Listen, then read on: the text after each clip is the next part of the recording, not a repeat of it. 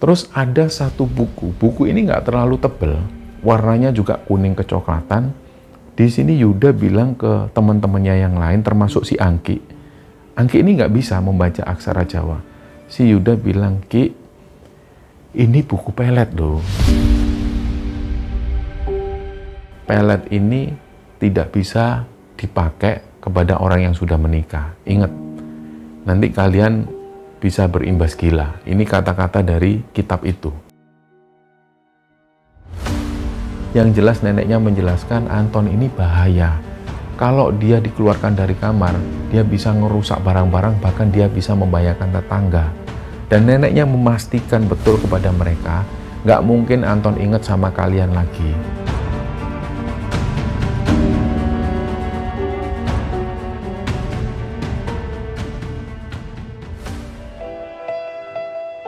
Bismillahirrahmanirrahim. Assalamualaikum warahmatullahi wabarakatuh.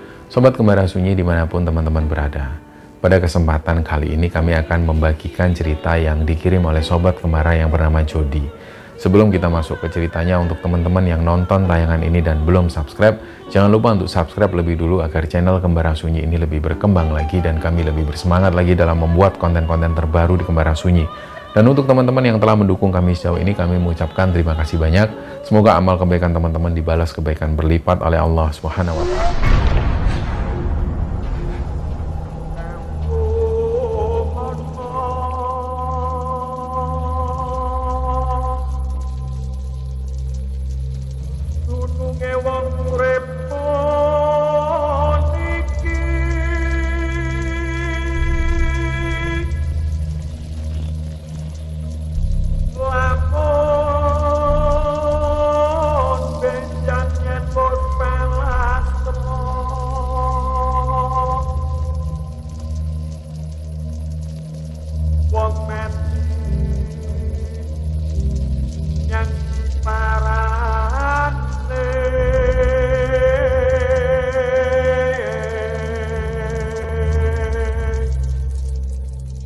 Cerita di episode kali ini teman-teman, cerita ini dibagikan oleh Sobat Kembara yang bernama Jody.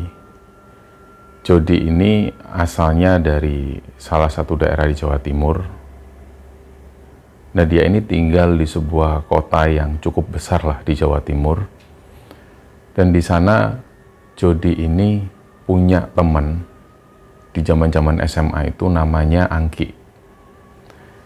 Nah, mereka ini dulu punya sebuah kumpulan atau geng lah istilahnya. Gengnya itu ada sekitar 10 orang. Kenapa mereka sebut mereka ini kumpulan? Karena setiap kali mereka pulang sekolah, mereka selalu ke rumah Angki untuk nongkrong, untuk sekedar ngerokok. Karena di rumah Angki ini bisa dikatakan bebas. Artinya orang tua Angki, terutama ibunya itu mengizinkan mereka untuk ngerokok di rumah. Di masa-masa itu, di zaman SMA, masih banyak teman-teman ini yang belum diperbolehkan ngerokok di rumah mereka masing-masing. Jadi tempat mereka untuk ngerokok itu di rumah Angki yang paling cocok. Nah, selain daripada itu, rumah Angki ini memang besar. Dan orang tuanya itu mendukung ketika anak-anak ini nongkrong, selalu dibuatkan makanan, dibuatkan kopi, dan apapun yang mereka mau, mereka tinggal minta ke asisten rumah tangga yang ada di sana. Jadi Angki ini, dia tinggal di rumah itu hanya bersama mamanya dan juga adik perempuannya yang masih sekolah juga. Sedangkan papanya Angki ini profesinya beliau sebagai seorang pelayar, jarang sekali pulang. Rumah Angki ini rumah zaman kolonial, bangunannya masih bangunan lama. Rumahnya besar banget, dan di belakang gedung itu atau di belakang rumah tua itu ada semacam taman kecil. Nah, setelah melewati taman ini ada sebuah rumah joglo. Kalau bangunan kolonial ini dibangun di sekitaran tahun 1920-an, sedangkan bangunan joglo yang ada di belakang rumah itu ini dibangun di zaman kakeknya di sekitaran tahun 70-an. Nah, semenjak kakeknya Angki ini meninggal, memang jarang sekali rumah joglo itu ditempati. Semua benda-benda kakeknya ada di sana. Nah, Angki sendiri jarang sekali bercerita tentang kakeknya. Jadi waktu itu teman-teman Angki hanya mengerti bahwa Angki ini punya kakek, dan kakeknya ini bisa dikatakan orang yang cukup ternama di sana. Dan di rumah Joglo itu banyak sekali barang-barang peninggalan yang cukup berharga. Jadi mereka hanya satu kali, yang Jody ingat, Jody dan teman-teman ini pernah diajak masuk ke Joglo tersebut, hanya melihat banyak sekali ornamen-ornamen dan ada lemari besar-besar. Nah, yang diingat oleh teman-teman Angki waktu itu, ada satu lemari kaca yang isinya itu banyak sekali botol-botol minuman keras, terutama botol-botol minuman dari luar negeri lah istilahnya. Nah, ini yang diincar oleh teman-teman. Mereka semua memang suka minum. Jadi mereka semua ini sering berkunjung ke rumah Angki. Bahkan di hari Sabtu malam Minggu mereka juga sering nginep di sana. Nah, singkatnya waktu itu kira-kira mereka ini kelas 2 SMA. Kelas 2 SMA, dan mereka ketika datang ke rumah Angki, mamanya Angki ini bilang, "Le, kalian semua kalau nongkrong di belakang aja ya, ini soalnya direnovasi." Memang waktu itu ada 3 orang tukang yang lagi ngerjain rumah bagian depan. Ada beberapa atap dan juga dinding ini yang harus diperbaiki. Jadi ini tempat mereka nongkrong biasanya di titik itu. Nah, karena mereka nggak bisa nongkrong di sana, mereka diizinkan untuk masuk ke rumah Joglo. Jadi ini untuk kedua kalinya mereka masuk ke rumah Joglo.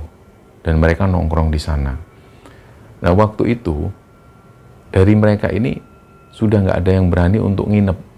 Biasanya mereka nginep di rumah itu, tapi karena di depan masih direnovasi dan mereka takut karena mereka harus nginep di rumah Joglo itu. Sedangkan si Angki ini bilang, "Udahlah, nggak apa-apa, kalian tidur di sini aja. Nanti aku juga tidur di sini." Nah, sore itu mereka ini lapar.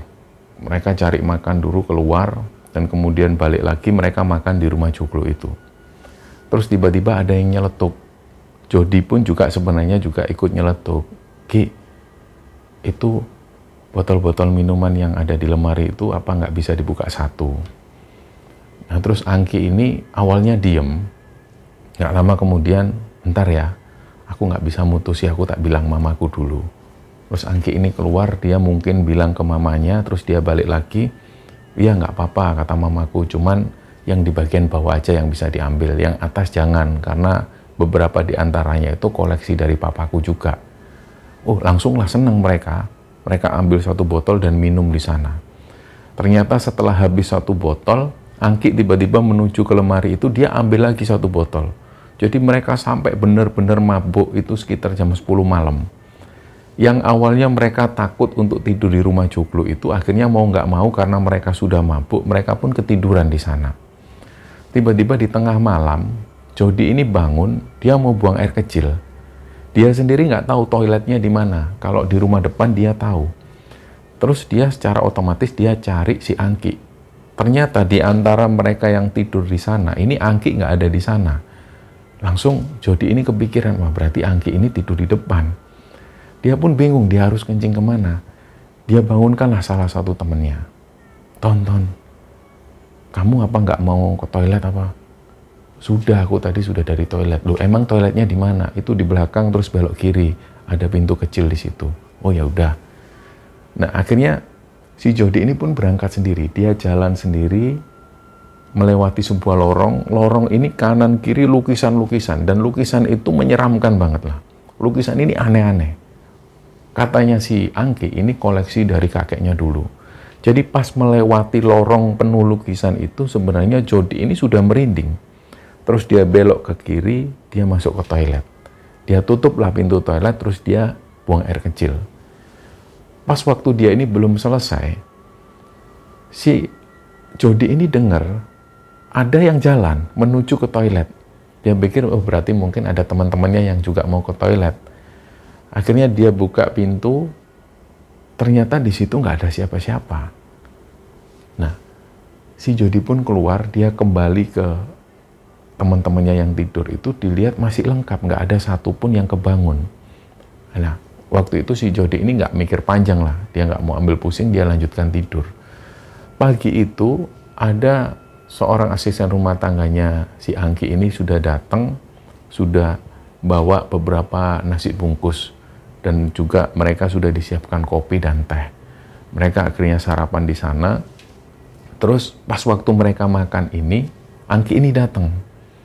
Secara otomatis Jody langsung negur Angki, "Ki, semalam kamu nggak tidur sini ya?" "Oh, aku tidur di sini kok." "Ah, apa, aku kemarin bangun tengah malam kamu nggak ada kok." "Ah, masa sih?" "Iya bener, aku bangun tengah malam kamu nggak ada, kamu jujur aja kamu tidur di depan kan." Akhirnya si Angki bilang, iya, aku semalam itu dipanggil mamaku butuh sesuatu, terus akhirnya aku tidur di depan." Nah, pas mereka cerita seperti ini, ada salah satu dari mereka ini yang ngomong, "Ki, semalam itu aku bangun, terus aku ke toilet, aku ngelihat kok ada nenekmu ya." Langsung di situ diam semua, senyap. Terutama Angki ini, yang bener, kamu nggak usah ngarang-ngarang cerita. Nenekku sama kakekku itu sudah lama meninggal, di sini nggak ada siapa-siapa yang tinggal. Lah serius Ki, aku ngelihat sosok nenek-nenek. Jadi cerita dari si Anton ini, dia bangun lebih dulu sebelum si Jody. Dia langsung menuju ke toilet karena sore itu dia sempat ke toilet, jadi dia tahu di mana lokasi toilet. Pas dia jalan melewati lorong lukisan itu, di sebelah kanan itu ada ruangan. Ruangan ini isinya mesin jahit. Terus dia melihat di samping mesin jahit itu ada sosok nenek-nenek yang duduk. Dia menghadap ke arah mesin jahit.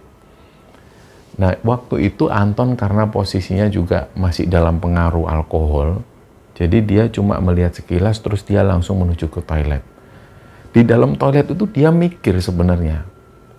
Perasaan Angki ini pernah cerita kalau di rumah ini nggak ada yang nempatin, kakek dan neneknya sudah lama meninggal, neneknya meninggal lebih dulu.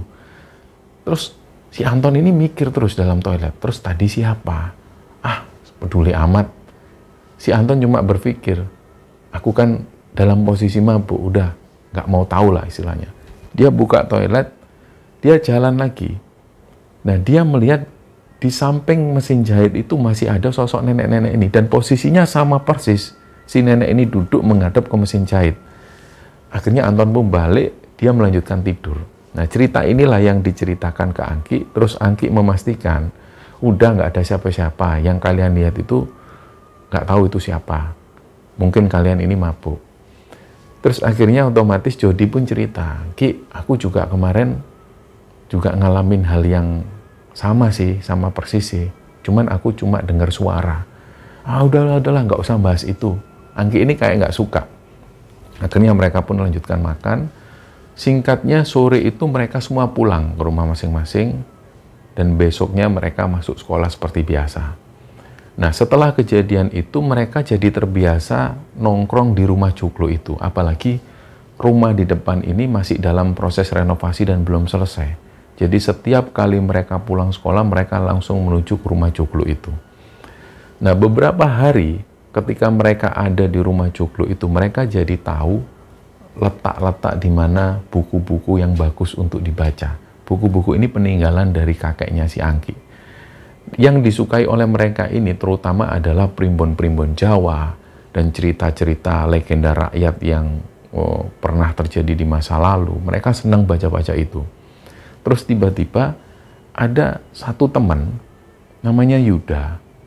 Yuda ini nggak tahu dia sengaja atau enggak, dia buka sebuah laci, isinya itu kitab-kitab lama, buku-buku lama yang bukunya ini kertasnya sudah berwarna kuning kecoklatan lah.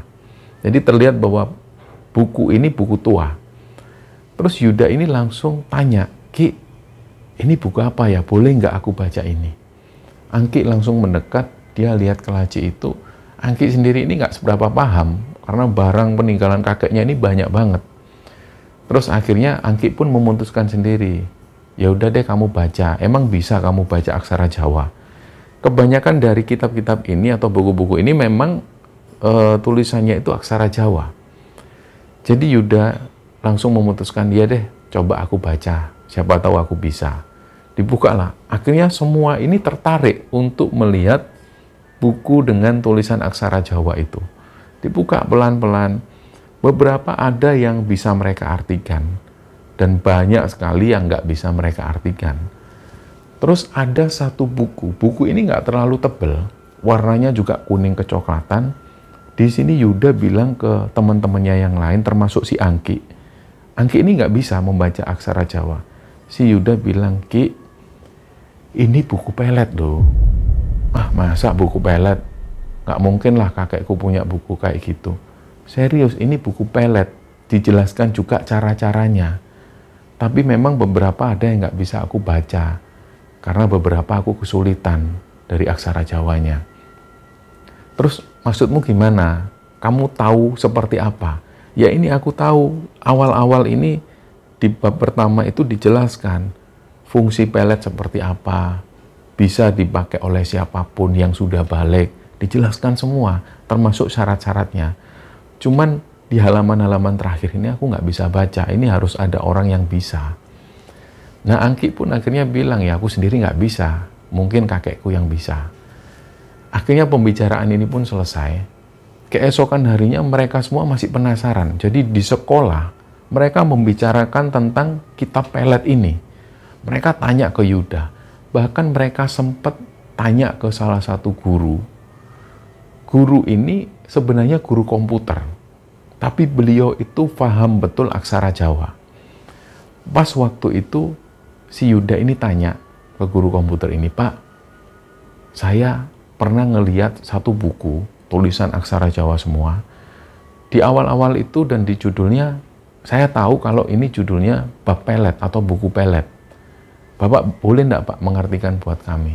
Ah, aneh-aneh kamu, enggak usah. Jangan gitu-gitu, aku enggak mau terlibat yang kayak gitu. Yang lain dong, buku-buku sejarah atau apa gitu loh. Masa buku kok buku pelet? Nah, di situ mereka nggak menemukan solusi. Karena si guru komputer ini nggak mau menerjemahkan kitab pelet tersebut. Akhirnya buntu. Beberapa hari kemudian ternyata Yuda ini nggak datang ke rumah Joglo itu. Belakangan teman-teman tahu bahwa Yuda ini mencari keberadaan orang yang bisa menerjemahkan kitab pelet ini. Sampai 5 hari kemudian Yuda pun balik ke rumah Joglo itu dan dia bilang dia tidak menemukan orang yang bisa menerjemahkan kitab pelet ini. Yuda ini penasaran banget, nggak tahu untuk apa. Akhirnya di situ Angki tanya, Yud, kamu ini sebenarnya buat apa toh pelet-pelet gini? Emang kamu mau melet orang? Nah, Yuda menjelaskan bahwa dia ini sebenarnya nggak ada niat untuk melet siapapun. Dia cuma penasaran, kira-kira isi kitab ini apa aja. Dia tuh penasaran di sisi itunya. Tapi pengakuan Yuda, dia nggak kepingin melet siapapun. Nah, berjalannya waktu, akhirnya Angki ini bilang ke Yuda, Yud, ini aku sempat ngobrol sama mamaku. Aku jelaskan tentang keinginanmu untuk menerjemahkan kitab ini. Nah, kata mamaku, kakekku ini dulu pernah punya supir pribadi. Semenjak kakekku meninggal, supir pribadinya ini pulang ke desanya. Namanya Pak Tejo. Nah, kita disuruh ke sana, suruh tanya. Beliau pasti bisa menerjemahkan kitab ini. Nah, kebetulan mamaku juga setiap 3 bulan sekali itu ngirim beras ke sana. Kebetulan ini nggak ada yang ngirim. Kalian mau nggak ikut? Akhirnya Yuda pun antusias. Ikut aku, ikut. Serius, aku ikut. Nah, singkatnya hari itu mereka berangkat 5 orang. Angki, Jody, Yuda, Anton, dan satunya lagi si Nur. Mereka berangkat 5 orang naik mobil dan di situ mereka sudah bawa beras 25 kilo, sembako dan juga uang tunai dari mamanya si Angki ini. Mereka menuju ke rumah Pak Tejo. Nah, setiap 3 bulan sekali memang mamanya Angki ini sering ngirim sembako ke Pak Tejo ini. Rumahnya ada di sebuah desa di perbatasan Trenggalek dan Tulungagung. Nah, waktu itu memang si Angki ini juga sering ikut. Biasanya ditemenin oleh beberapa supir. Tapi waktu itu supir nggak ikut, Angki sendiri yang pegang kemudinya. Dia hafal betul jalan menuju ke rumah Pak Tejo. Singkatnya sampai di rumah Pak Tejo itu sekitar jam 3:30 sore. Di sana sudah disambut oleh 2 orang anak Pak Tejo. Jadi seolah-olah 2 orang anak Pak Tejo ini sudah tahu kedatangan Angki dan teman-temannya ini mau menyerahkan sembako itu. Akhirnya 2 orang anak Pak Tejo datang bantu untuk membawa beras dan juga sembako. Begitu ditemui ternyata Pak Tejo ini usianya masih sekitar 60-an. Disinilah Pak Tejo itu cerita, beliau ikut kakeknya Angki ini sudah dari muda. Sudah dari muda sekali dia ikut menjadi sopirnya kakeknya Angki. Dan beliau menemani kakeknya Angki itu dari nol sampai beliau wafat. Nah, seperti itulah akhirnya di sini mereka cerita-cerita dulu. Pak Tejo sempat ngajak mereka ini jalan-jalan ke sawah, bahkan jalan-jalan ke pantai, menjamu mereka dengan makanan ikan bakar yang lezat. Nah, sekitar jam setengah 9 malam, Pak Tejo menawarkan ke mereka, kalian besok libur ndak? Libur, Pak. Ya sudah, nginep sini aja. Besok pagi kita jalan-jalan lagi. Nah, ini dimanfaatkan betul oleh mereka. Mereka akan mengorek banyak informasi dari Pak Tejo, terutama tentang kitab ini. Selama mereka datang ke rumah Pak Tejo, mereka sama sekali belum membuka kitab tersebut. Karena Angki bilang nanti tunggu waktu yang pas. Nah, setelah Pak Tejo menawarkan mereka untuk nginep di rumahnya, Angki bilang ini waktu yang pas. Nanti pas ngobrol-ngobrol, kalian keluarkan kitabnya. Nah, sekitar jam setengah 10 malam, waktu mereka ngobrol-ngobrol ditemani Pak Tejo dan 2 orang anaknya, Yuda mengeluarkan kitab ini. Pak Tejo, ini kami nemu di rumah Joglo. Pak Tejo pasti bisa baca ini. Katanya mamanya Angki, Pak Tejo mahir betul baca aksara Jawa. Terus Pak Tejo ngeliat, wah kalian ini kok bisa dapat buku ini. Ini simpenan kakek kok bisa kalian temukan. Terus Angki bilang, ini Pak Tejo, kami ini nemunya di laci kok. Nggak tersimpan rapat, nggak terkunci. Terus akhirnya Pak Tejo ambil, beliau baca. Ini kalian sudah tahu kalau ini kitab pelet. Terus mereka semua jawab, ya Pak sudah tahu, cuman kami ini bisa baca cuma di halaman depannya. Di halaman tengah dan belakang kami nggak bisa baca. Terus maksud kalian ini apa? Saya disuruh menerjemahkan. Ya Pak Tejo, kami pengen tahu aja. Cuma kami ini nggak ada satupun niat untuk melakukan pelet ini. Kami cuma pengen tahu aja. Ya sudah, besok pagi coba saya terjemahkan, biar anak saya yang bantu nulis. Ya Pak, seneng lah semua. Nah, sambil menunggu itu, buku ini diletakkan Pak Tejo dan Pak Tejo cerita sedikit. Sebenarnya kalian sudah diceritain belum sama si Angki? Kakeknya Angki dulu ini siapa? Nah, mereka semua diem. Terus Angki pun ngomong ke Pak Tejo, nggak apa-apa Pak Tejo, diceritain aja. Saya memang belum sempat cerita ke teman-teman. Nggak apa-apa Mas Angki, nggak apa-apa Pak. Akhirnya disinilah Pak Tejo itu cerita. Kakeknya Angki ini dulunya itu orang yang serba kekurangan. Sampai tiba-tiba beliau ini dipercaya oleh seorang pegawai dari kabupaten. Kemudian beliau ini diberi modal untuk buka usaha. Awalnya beliau jualan beras, jualan sembako. Dan tiba-tiba usahanya ini berkembang pesat. Nah, barulah waktu itu Pak Tejo ini ikut bersama kakeknya Angki. Dan mereka pun akhirnya sering bareng. Di sini semuanya itu diceritakan oleh kakeknya Angki. Termasuk di sini Pak Tejo juga cerita bahwa kakeknya Angki ini sebenarnya punya 3 istri. Semuanya ini sudah meninggal. Nah, neneknya Angki ini adalah istri yang kedua. Istri pertama dari kakeknya Angki ini tinggalnya di daerah Solo. Jadi seperti itulah titik ceritanya yang membuat teman-teman Angki ini kaget tentu bahwa mereka baru saja mendengar bahwa kakeknya Angki ini ternyata punya 3 orang istri. Langsung mereka itu kayak menghubung-hubungkan. Jody sendiri ini mengaku, dia langsung menghubung-hubungkan. Ini apakah karena ilmu pelet itu? Tapi mereka nggak berani bersuara. Terus akhirnya di tengah-tengah obrolan Angki bilang, kalian pasti ngira kan kakekku pakai ilmu pelet itu? Enggak Ki. Udah jujur aja, iya kan? Terus akhirnya di situ Pak Tejo bilang, iya pasti semua mengira bahwa kakeknya Angki ini pakai ilmu pelet karena kalian nemu kitab pelet itu. Saya bisa pastikan kakeknya Angki ini sama sekali nggak pakai ilmu pelet itu. Beliau ini adalah pemerhati budaya Jawa. Kalau kalian bisa baca buku-buku peninggalan kakeknya Angki ini, luar biasa. Peninggalannya itu buku-buku sejarah masa lalu, sastra, pokoknya yang berbau Jawa. Kalian mau cari sejarah apapun ada di sana. Nah, termasuk kitab pelet ini. Selain kitab pelet ini ada juga kitab-kitab yang lain.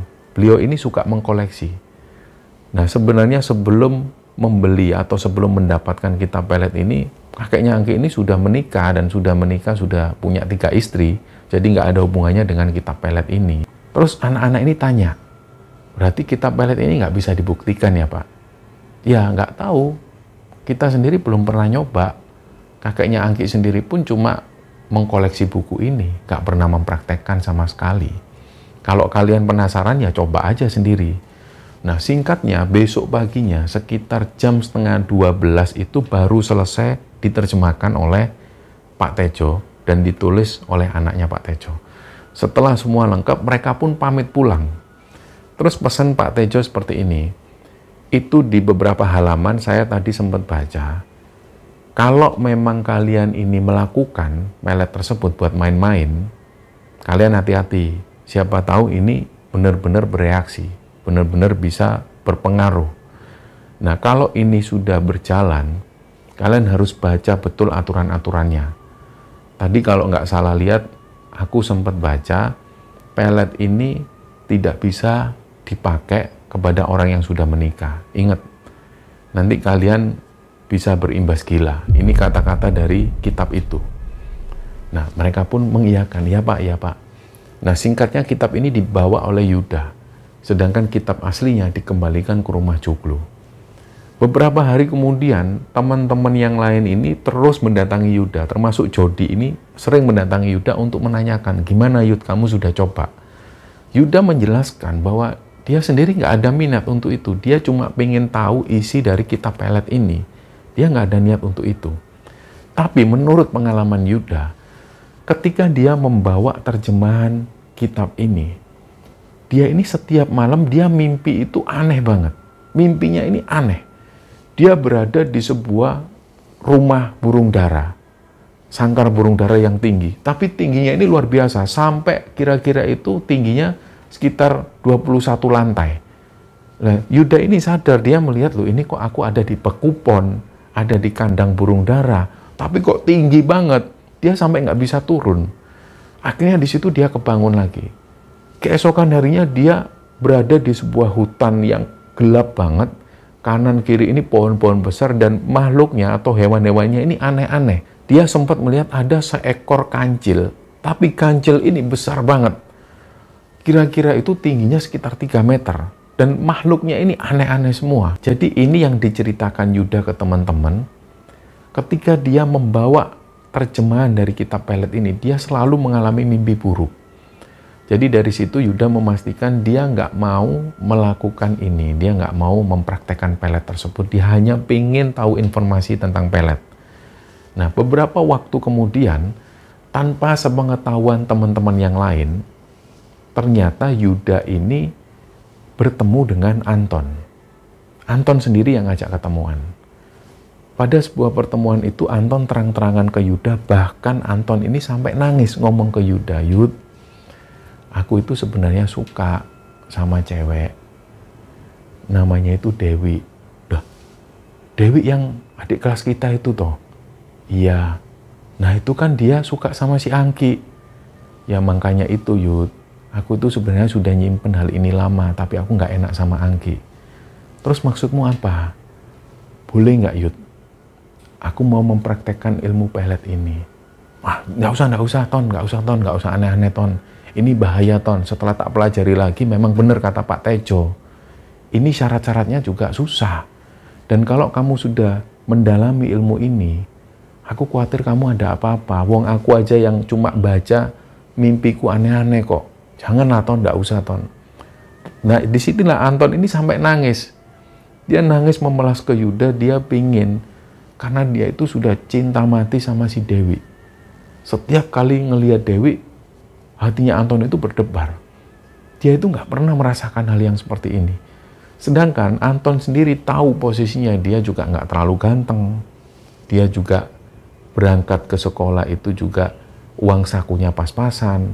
Dia pengen banget neraktir si Dewi, tapi dia nggak punya uang. Sedangkan Angki, dia kehidupannya berbeda. wajar kalau Dewi ini suka Anggi. Anggi ini juga orangnya ganteng dan dia juga dari kalangan orang yang berada. Disinilah Anton itu merasa dia kayak bener-bener nggak pede. Tapi dia mengutarakan betul ke Yuda bahwa dia benar-benar mencintai Dewi. Dan satu-satunya cara adalah dengan ilmu pelet ini. Nah di situ Yuda sudah melarang betul. Nggak usah Ton, sudahlah Ton. Dapatkan si Dewi itu dengan cara yang normal, yang wajar. Nah disinilah mungkin Anton itu agak kecewa dengan Yuda. Tiba-tiba keesokan harinya Anton ini nggak mau ngomong sama si Yuda. Yuda ini didiemin. Sampai 3 hari kemudian Yuda terus didiemin. Inilah yang membuat Yuda kecewa dengan Anton dan di sini Yuda pun cerita ke teman-teman yang lain termasuk Jody dan juga Anggi. Jadi ceritanya seperti ini. Si Anton itu suka sama Dewi. Nah, Anggi pun kaget. Hah? Si Dewi yang sering nyapa aku itu toh? Iya, aku sudah bilang kalau Dewi ini suka ke Anggi. Tapi kayaknya memang Anton ini bener-bener suka banget deh sama si Dewi. Nah berdasarkan obrolan itu, Anggi dan juga Jody ini bilang ke Yuda, udahlah Yud, kasihan itu si Anton, mbok dibantu. Sekalian juga membuktikan apakah kitab ilmu pelet ini benar. Kalian setuju emang? Ya gimana lagi, Anton kan maunya seperti itu. Ajaklah Anton ketemuan. Nah setelah pembicaraan itu, Anton pun diajak ketemuan. Ton, ini teman-teman sudah tak ajak ngomong, maaf aku sudah menyampaikan hal ini ke Anggi dan juga Jody juga. Mereka sudah tahu semua masalahmu. Awalnya Anton ini malu, tapi teman-teman yang lain ini coba menghibur si Anton. Sudahlah Ton, kalau memang kamu benar suka sama Dewi dan kamu pengen melet Dewi, udah lakukan apa yang ada di kitab pelet itu. Nah singkatnya, mereka semua menyaksikan ritual pelet ini berdasarkan buku tersebut. Jadi pertama-tama mereka harus mendapatkan foto dari Dewi dan potongan rambut dari Dewi dan juga satu benda yang selalu dipakai oleh Dewi. Inilah yang susah. Proses ini diperlukan waktu sekitar hampir 3 minggu. Beberapa teman-temannya ini bantu si Anton untuk mendapatkan benda-benda ini. Sampai pada akhirnya semua benda ini pun didapatkan. Malam itu ritualnya dilakukan. Nah, di dalam kitab ini juga dijelaskan malam-malam tertentu di mana mereka harus melakukan ritual tersebut. Nggak boleh sembarangan. Ketika malam ini sudah ditentukan, mereka kumpul di rumah Joglo. Mereka beli beberapa dupa, kembang 7 rupa, dan juga 1 ekor ayam jago. Ayam jago ini sudah disembelih lebih dulu, kemudian diletakkan di luar, dan mereka melakukan ritual ini sambil membaca mantra jampi-jampi yang dijelaskan di kitab ini. Mantra jampi-jampi ini berbentuk seperti puisi, jadi berirama. Ini dibacakan langsung oleh Anton, dan mengalami beberapa kesalahan pengucapan. Anton sendiri juga nggak terlalu fasih berbahasa Jawa, apalagi ini adalah bahasa Jawa yang di masa-masa lalu. Anton mengalami beberapa kesalahan sehingga harus mengulang lagi dari awal. Sampai pada akhirnya mantra ini pun selesai diucapkan. Mereka akhirnya bertanya-tanya, ini benar nggak? Sudah selesai belum mantranya Anton? Ya sudahlah, sudah selesai kok. Mereka sendiri juga nggak yakin apakah Anton benar-benar melafalkan mantra ini dengan benar. Tapi karena mereka sudah meyakini kalau Anton sudah berkali-kali mengulang mantra itu, mereka pun yakin, udahlah, ini udah selesai pasti. Setelah itu baru Anton ini disuruh tidur di sebuah ruangan gelap dan tanpa penerangan sama sekali. Si Anton ini disuruh di sana sekitar 12 jam sambil terus-menerus membayangkan Dewi dan terus-menerus menyebut nama Dewi. Ini perlu digarisbawahi teman-teman. Ini hanya sekedar sebuah cerita. Jadi jangan sampai ditiru. Ini tentu cerita yang sangat menyesatkan. Kalian belum tahu akhirnya seperti apa. Jadi jangan ditiru cerita ini. Waktu itu singkatnya Anton tidur di sana sampai sekitar 12 jam. Dia terus membayangkan wajah Dewi dan menyebut-nyebut nama Dewi. Setelah 12 jam selesai, Anton keluar dari kamar. Dibangunkan oleh teman-teman yang lain. Anton keluar. Memang waktu itu, menurut pengakuan Jody dan teman-teman, aura wajah Anton ini agak berbeda. terlihat lebih seger. Pokoknya waktu itu mereka melihat Anton ini wajahnya itu ceria banget lah. Ketika orang melihat Anton, ini kayak seolah-olah pengen ngasih sesuatu, pengen neraktir Anton. Ini yang terjadi. Dan dirasakan betul oleh Jody dan teman-teman. Sampai-sampai waktu itu Angki ini langsung ngajak Anton dan teman-teman makan di luar. Anton ini disuruh pesan apapun. Jadi seolah-olah mantra ini atau ritual pelet ini seolah berhasil. Anton ini disuruh pesan sama si Angki.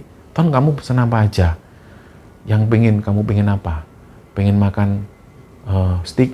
Ayo tak traktir. Disitulah dia ngomong seperti itu. Sampai teman-teman juga heran. Memang ketika ngelihat Anton, itu kayak pengen berteman dengan Anton, kayak pengen deket banget sama Anton. Tiba-tiba seperti itulah.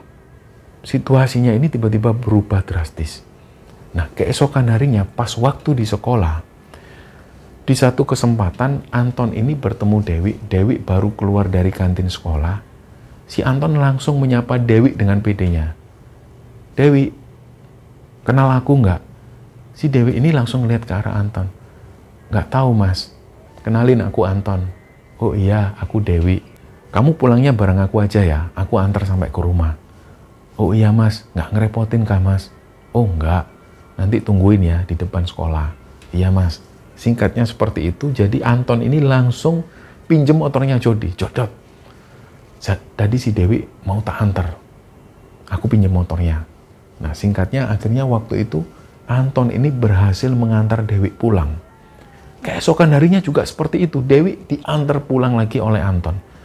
Dan beberapa waktu kemudian mereka ini menyaksikan dengan mata kepala sendiri Anton ini pacaran dengan Dewi.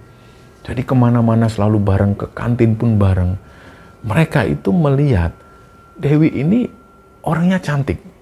Anton memang terus terang nggak seberapa ganteng.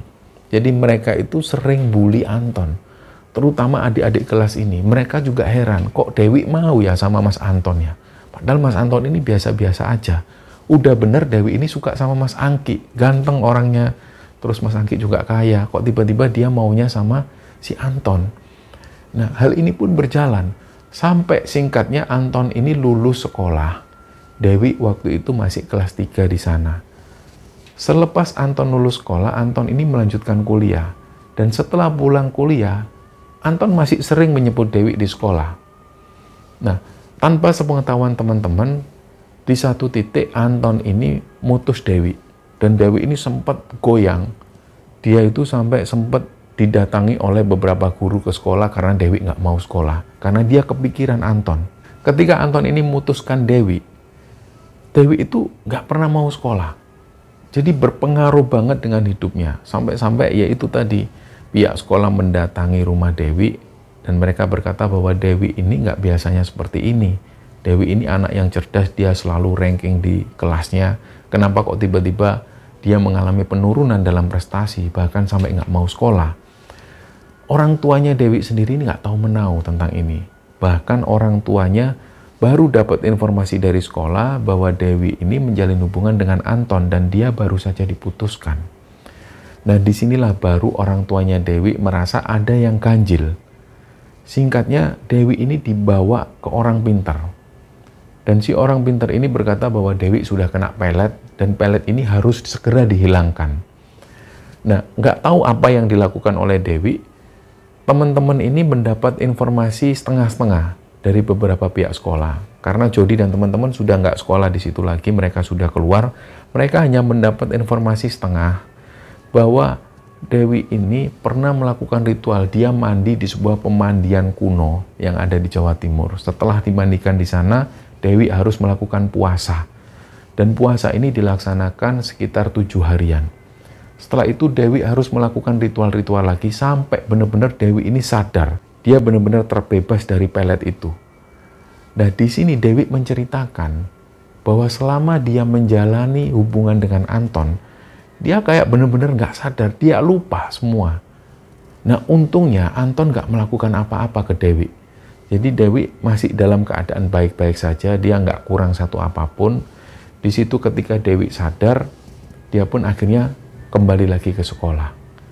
Nah, inilah yang didapatkan oleh Jody dan teman-teman tentang Dewi. Bahwa Anton sudah melakukan ritual itu dan ritual ini berhasil. Setelah kejadian itu, Jody dan teman-teman nggak pernah lagi ketemu Anton. Karena Anton waktu itu kuliahnya ini pindah. Dia pindah memilih kuliah di Semarang, ikut bersama kakek dan neneknya di Semarang. Jadi dari situ mereka nggak tahu lagi info tentang Anton. Tiba-tiba beberapa tahun kemudian, ada beberapa teman ini yang mengabarkan ke Jody dan juga ke Anggi bahwa Anton ini kabarnya sudah menikah.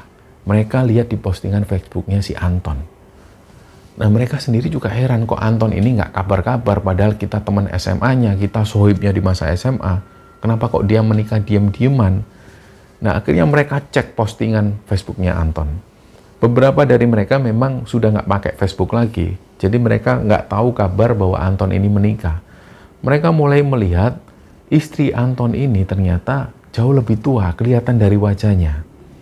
Nah, usut punya usut, mereka baru mengetahui ternyata yang dinikahi Anton ini sebenarnya adalah istri orang. Si perempuan ini rela untuk menceraikan suaminya dan menikah dengan Anton. Langsunglah teman-teman ini mulai bertanya-tanya, ini jangan-jangan Anton juga melakukan ritual pelet ini. Mereka semua berusaha menghubungi Anton, tapi mereka nggak bisa. Sekitar hampir 2 tahun kemudian, mereka masih dapat laporan dari teman-teman yang lain bahwa Anton masih menikah bersama si perempuan ini.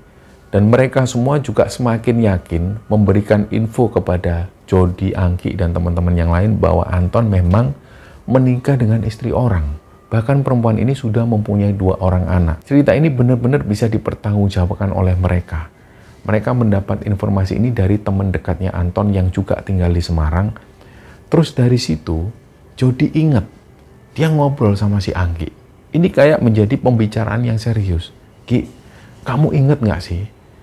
Dulu Pak Tejo ini sempat cerita, ilmu pelet ini nggak bisa dibuat main-main. Ilmu pelet ini nggak bisa untuk merusak rumah tangga orang. Lah ini kan Anton sudah merusak rumah tangga orang. Ya sudahlah Jod, kita cuma bisa mendoakan. Toh juga Anton sudah nggak tinggal di sini. Kita mau menghubungi Anton juga susah. Katanya teman-teman ini sudah info ke Facebooknya Anton, nggak pernah dibales. Sudahlah, kita doakan aja. Nggak tahulah Anton sekarang itu seperti apa. Paling-paling kalau kamu ketemu Anton, Anton pun nggak mau dibilangin. Orang yang seperti ini sudah nggak bisa dibilangin. Ya sudahlah, akhirnya mereka pun berusaha melupakan Anton. Apapun yang terjadi dengan Anton, mereka sudah nggak peduli. Berjalannya waktu, mereka ini lulus kuliah. Jody, Anggi, mereka lulus kuliah, dan mereka itu bekerja di sebuah perusahaan yang berbeda. Tiba-tiba Anggi ini telepon Jody, Jod, ini ada kabar yang mengejutkan Jod. Kenapa Ki? Ada kabar apa? Kamu mau nikah ya? Enggak Jod, ini soal Anton. Kenapa? Udahlah, kamu kapan ada waktu kita ketemuan? Akhirnya singkatnya waktu itu mereka ketemuan. Kebetulan waktu itu yang datang adalah Anggi, Jody, dan Nur. Mereka semua ini yang pernah ikut di rumahnya Pak Tejo dan mereka tahu kata-kata dari Pak Tejo. Intinya waktu itu si Anggi cerita bahwa Anton ini kayak orang yang nggak waras. Dia ini bahkan sudah bercerai dengan istrinya itu dan dia ini kabarnya sudah ada di rumah, dikurung oleh orang rumahnya karena sering teriak-teriak sendiri kayak orang gila. Nah mereka kaget. Terus si Jody ini bilang ke Anggi, Ki, ayo Ki, kapan-kapan kita ke Semarang aja. Kita nyamperin si Anton, kita pengen tahu keadaannya. Ya wis lah, kapan-kapan kalau ada waktu. Ternyata mereka belum ada waktu. Baru 3 bulan setelah pertemuan itu mereka menyempatkan untuk berangkat ke Semarang. Mereka naik kereta dan menuju ke alamat yang dimaksud. Karena mereka ini dapat alamat juga belum valid, mereka hanya ada di depan jalan raya. Mereka nggak tahu rumah Anton ini di mana. Mereka hanya tahu ancer-ancernya ada toko elektronik. Mereka tanya orang yang ada di sana, Pak, rumahnya Mbah Supo itu di mana? Mbah Supo ini kakeknya Anton. Oh itu Mas, masuk gang aja. Mereka masuk gang. Setelah mereka masuk gang, mereka tanya lagi, Mas, rumah Mbah Supo di mana? Oh itu Mas, nanti sampai nyebrang kali kecil itu, terus sampai belok kanan. Di situ ada rumah, pagarnya warna hijau. Langsunglah ketika sampai di sana, mereka benar-benar bisa menemukan rumah Mbah Supo, rumah dari kakeknya Anton. Nah, pertama kali yang menemui mereka adalah seorang nenek-nenek. Mereka tanya, "Iki sopo toh?" "Kami temennya itu mbah, temennya Anton." "Anton?" "Iya, kami temen waktu di Jawa Timur dulu." "Walah, Anton itu wis gak bisa diajak ngomong le. Wis ayo masuk oh." Disuruhlah mereka masuk. Ternyata ada sebuah kamar di situ. Kamar ini pintunya itu kotor banget. Ada beberapa bekas-bekas stiker-stiker pemain-pemain bola yang sudah tersobek-sobek. Kotor banget lah pokoknya. Kata neneknya Anton, Anton ada di kamar itu. Dan neneknya menjelaskan, sudah gak mungkin Anton ingat sama kalian. Intinya seperti itu. Dan neneknya mengucapkan terima kasih karena mereka semua sudah hadir di rumahnya, sudah berusaha mencari tahu kabarnya Anton. Yang jelas neneknya menjelaskan Anton ini bahaya. Kalau dia dikeluarkan dari kamar, dia bisa ngerusak barang-barang, bahkan dia bisa membahayakan tetangga. Dan neneknya memastikan betul kepada mereka, gak mungkin Anton ingat sama kalian lagi. Sudah, kalian gak perlu ngelihat Anton, kalian pulang aja. Singkatnya, akhirnya mereka kembali pulang. Dan mereka nggak bisa melihat Anton. Bahkan untuk melihat wajahnya pun nggak bisa, apalagi untuk ngobrol. Karena menurut neneknya, Anton nggak bakal ingat lagi dengan teman-temannya. Nah, ketika mereka sampai di rumah, mereka pun akhirnya menyadari bahwa ilmu pelet ini yang dilakukan Anton ini bahaya. Apalagi Anton sudah melanggar peraturan bahwa dia merusak rumah tangga orang. Dan memang isi dari kitab pelet ini, siapapun yang menggunakan pelet ini dan untuk digunakan merusak rumah tangga orang, dia akan berakhir gila atau meninggal dengan keadaan yang mengenaskan. Dan mungkin Anton inilah yang mengalami kegilaan itu. Sampai cerita ini diturunkan teman-teman, kondisi Anton ini masih seperti itu. Dia masih dalam keadaan gangguan kejiwaan dan gak ingat sama sekali dengan teman-temannya. Jadi inilah pesan dari Jody, bahwa hati-hati dengan hal-hal yang semacam itu.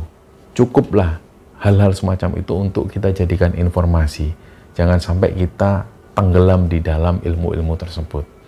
Demikian cerita yang disampaikan oleh Mas Jody kepada Kembara Sunyi, dan semoga kisah ini bisa kita ambil hikmah dan bisa kita ambil pelajaran di dalamnya. Mohon maaf kalau ada salah-salah kata. Wassalamualaikum warahmatullahi wabarakatuh.